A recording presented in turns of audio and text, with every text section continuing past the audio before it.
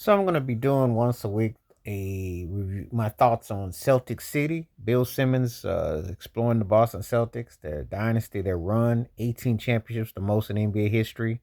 Even though everybody be thinking the Lakers are the most gets more notoriety, but you get to Bill Simmons is bringing this to HBO. You'll get commentary.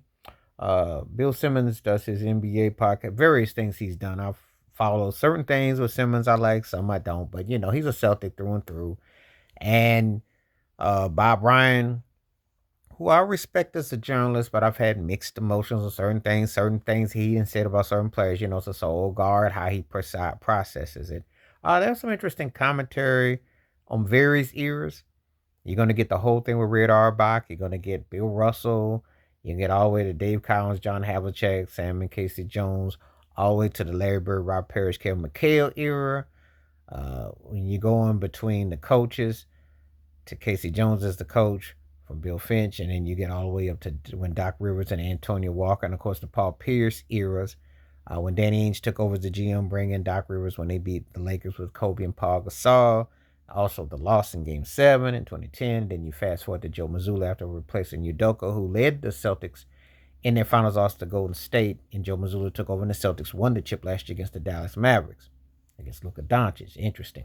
But you get all the totalities of the city and the feel and everything, commentary. Eventually, it's going to have Donnie Wahlberg and BBD, because New Edition is from Boston, and so is the Wahlberg brothers. New Edition and New Kids on the Block shared B-Town, Beantown, Bobby Brown, etc. So Boston native. So you're going to get that flavor, that Celtic pride, the highs and lows, bound to get into between Len Bias and Reggie Lewis and the different connotations. There's a lot to talk about racially, spiritually, psychologically, and how everything Bill Russell went through and everything in between, what Auerbach was trying to put together, how the NBA was back in those days. Of course, the elephant in the room is, of course, the heated rivalry with those Los Angeles Lakers, which is still felt many, many moons later, but it's a different trajectory now. But of course, Larry Bird, Magic Johnson, the rivalry, the hype, the machine, the TV negotiations, you're getting all that theater.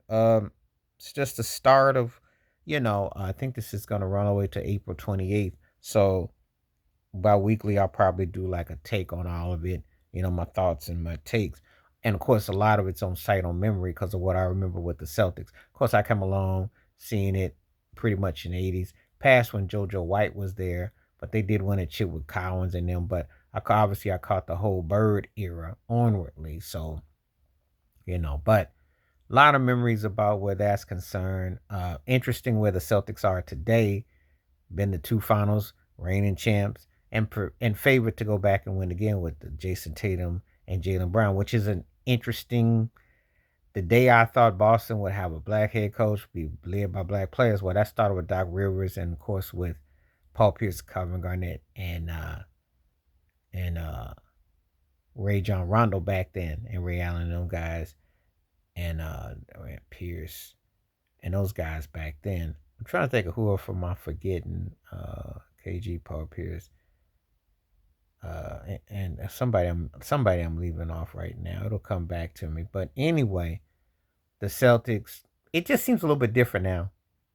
Because considering how polarizing Boston is in the history, but yet they've been very progressive with black head coaches. If you think about it, Casey Jones won his pair of rings in the 80s. Doc Rivers won his. Uh, Udoka led the team. Mazzulla got their chip. So they've been pretty, considering they're not considered the most progressive place. So there's a lot of intriguing connotations going on with Celtic lore, um, the history of them, the totality. But again, I'll be doing the increments. I'll be observing. This is just kind of like, get your feet on the ground, talking about it, and then expect, I'll look into it. Got a lot of memories when I think about the Celtics. They were the team that you thought they were too white, they were too conservative, too strict. That's what went to Duke in basketball too before they, But the Celtics were great, talented, etc. But there was just a certain style that was associated with them, especially when Bird was there. But when you put aside differences and you just strictly talking b-ball, well, Bird hung on with anybody. And McHale was bad too. So I'm just using that era. But they always had Havlicek, Collins were bad too. So, you know. There was always the old Boston Garden, which had all the hoaxes. You're going to talk about the home court cooking, turning the heat on, turning the keeping it cold, all kinds of stories about the Celtic lore. You know, it was real. It's real. Still Pat Riley got stories. So many guys got stories about that whole Shamrock, how it hit. Um, but it was magic about that place, though, too. It was a lot of things that when you think about the Celtics, you know, uh, it hit in a certain way. So it's going to have triumph, tragedy, and so much to roll, so many memories. And if you're a Celtic fan, you'll definitely want to soak it all up. So, Celtic City, it's going to be on HBO. And I'm just, like I said, I'm doing parts. And just all this is on memory and where I remember in all the people and places. And they had quite a few places I've respected in their tradition. Quite a few.